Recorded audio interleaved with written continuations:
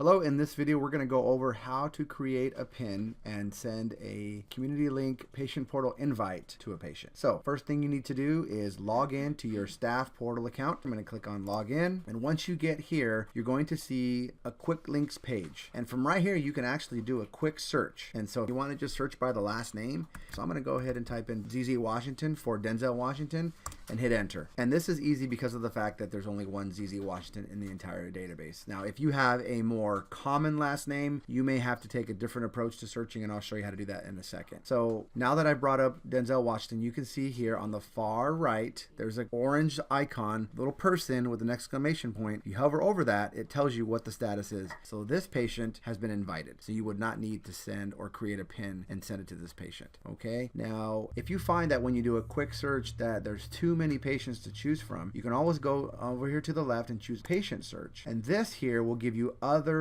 fields that you can choose to search by. And especially down at the bottom you can put first name, last name, you can put date of birth, just to kind of hone down a little bit more on the person. So what does it look like when a patient has already been enrolled? Let's go ahead and do a patient search and double check how that looks. I'm going to search for Jessica Alba because I know that Jessica Alba is already enrolled, and I'm just going to choose Alba, hit search, and now you can see on the far right it's a green person with a thumbs up. If you hover over it, it says enrolled. So that tells you right there that this patient is enrolled, and you do not even need to bother creating a PIN because of the fact that the patient is already enrolled. So at this point now I'm going to look up a patient that I know needs a PIN. So I'm going to go back here and choose patient search. I'm going to type in ZZ Winfrey, hit search, and you can see here she's got the not invited icon. I'll click her name, and then the manage patient page will come up. There's create invitation. I'll click on it, and from this point I can begin the process of creating PIN. And all you have to do is search for the patient, and so I'm just going to start typing in the name of the patient. In this case I'm going to do Denzel Washington. You can type in the first name and look for him, or you can just type in the last name.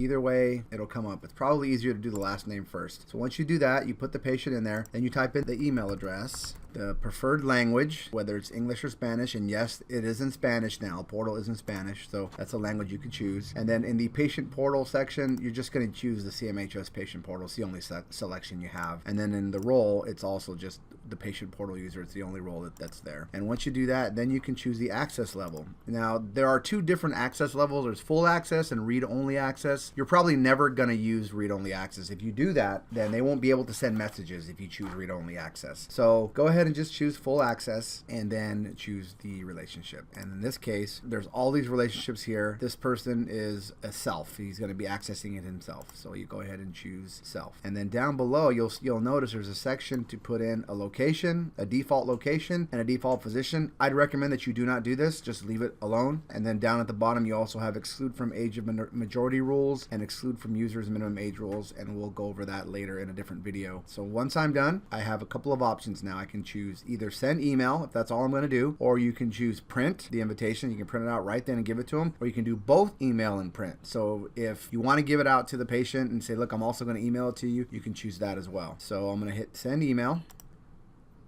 And once you do, you're going to get the message saying that an invitation to connect to Denzel Washington's patient record has been successfully sent, and there's the email address. And that's it. That's all you have to do.